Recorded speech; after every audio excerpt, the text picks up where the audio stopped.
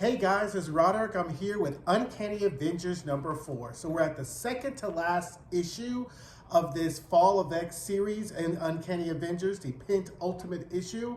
Um, I thought it was good. Uncanny Avengers has really kind of got off to a wonky start. I won't say like a slow start, but it got off to like a kind of wonky start, but it really has been solid. Like it's in that class with like X-Men right now with these Fall of X issues that's giving us action, that's giving us forward progress movement, that's giving us some character development, that's giving us high stakes, and it's also giving us kind of the really hard reverberations of the Hellfire Gala and as we're into this Fall of X. So I'm really surprised that I really like this book, because if you watch any of my other videos about the Avengers and how I had my foot in their neck the entire time anyway, I have kind of come around. Like it took some talking to, like some folks got in the comments and really gave it to me. It was like, y'all, I'm really expecting too much from the Avengers and the Fantastic Four, and there really are practical reasons why the Avengers are doing what they've done and how they've done or why they've done what they did, really. But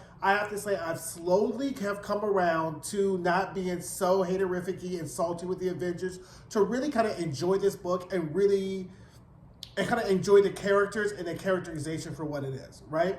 My only problem is that they kind of did a faux switch, right? Look at I feel like they swapped issue covers for issue number 3 and issue number 4. We'll get to that in a second. Why I feel like the cover for this issue should have been the cover for issue number 3, and why the cover for issue number 3 really should have been the issue cover for number 4. But anyway, let's get into it. So we start off at Empire University, and Dr. Stasis is off giving talks.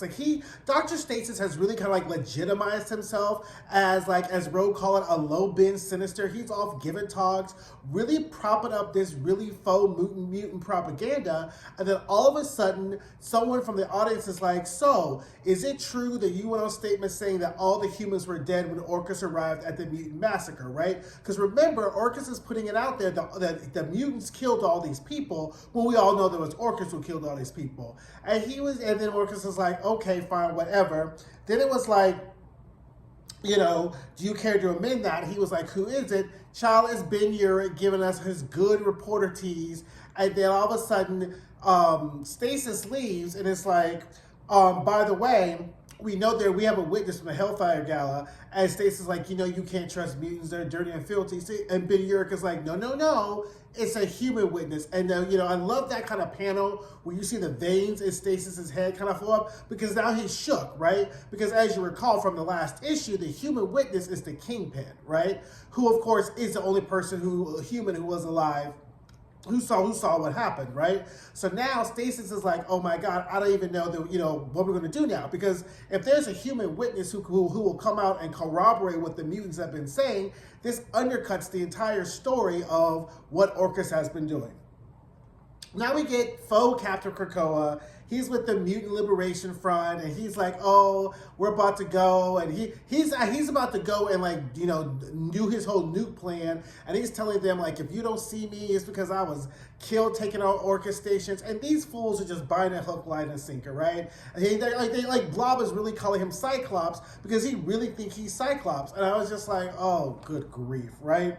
So anyway, he flies off, and then Dr. Stasis calls. I was like, what do you need with a nuke anyway? He's like, insurance policy. He's like, well, fine. Since you think you don't need Orcus anymore, somebody would have went and told you who your secret identity is. So maybe you need to take care of your own business while you're out here doing extracurricular shit. So now, Captain Krakoa thinks that Andrea snitched, and he's like, well, Ben Urich is about to go write a piece on you and expose you, right? So really, Stasis has lied to Captain Krakoa because Captain Krakoa needs Ben Urich to be killed. He's not telling Captain Krakoa what the real reason he wants Ben Urich killed, but he figures that's a good enough reason for this crazy-ass guy to go here and kill a whole-ass reporter, right?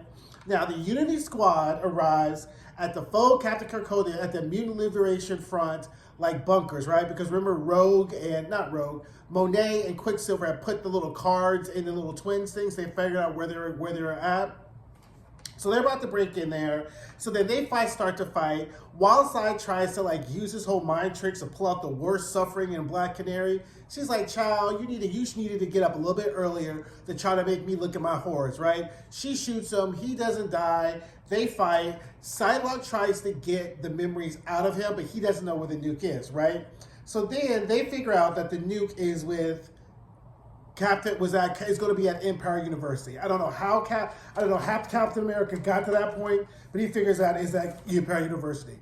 So Rogue and then Quicksilver arrive, and Quicksilver finds the nuke under the stage. And then Stasis runs. Why they didn't capture Dr. Stasis there, why they didn't neutralize him there, I have no idea, but whatever. I'm not going to let that bother me. The nuke has been booby-trapped. Now, Big Yurik is in his office reading the copy of tomorrow's newspaper that's going to be put out about Orcus's lies. Well, here comes crashing in Captain Faux Krakoa, and it's like, nah, you're not going to live to see that paper, and that paper's not going to come out. Well, then here comes the real Captain America. So then they start fighting. And Captain America had already mentioned he knew who Captain Krakoa was. And I'm like, well, how did you know? So I figured he must have known during that first fight where they broke Captain America's arm, right? So that's how he has like that kind of Bucky arm. So they start fighting, and then Deadpool now kind of figures out who it is, but it's too late because Faux Captain America takes Captain America, Faux Captain Krakoa takes Captain America's shield, and then bounces it off the wall and then cuts Deadpool in half. Which is why I said I felt like that cover, like the cover for issue number 3 with the big circle and Deadpool, really is what this issue should have been.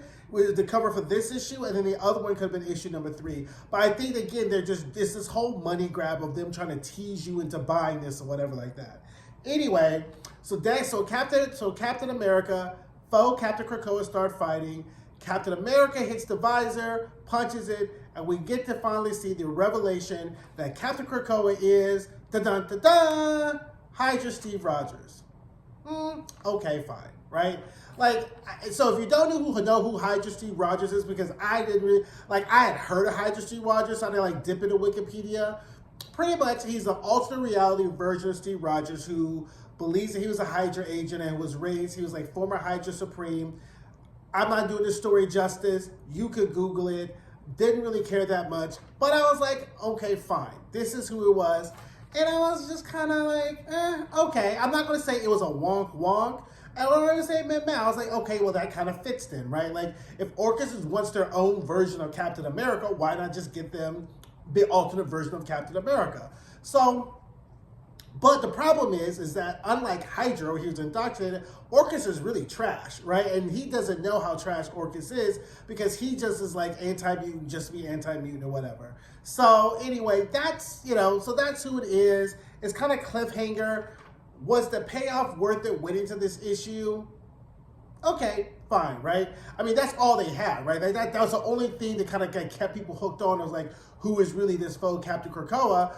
But that then leads us back to it, right? Because if we go back to the Hellfire Gala, this Faux Captain Krakoa broke into the treehouse, right? So when he got into the treehouse, if you remember the course of events, he goes into the treehouse, Jean and Scott get an alarm, right? Now, based upon the course of events, Scott goes back to the treehouse to fight Captain Krakoa, who steals the suit and then beats up Scott, and that's how Orcus got Scott. Now, this whole plan, right, again, as I said before, kind of hinged on the fact Orcus says they were trying to get Jean or Scott.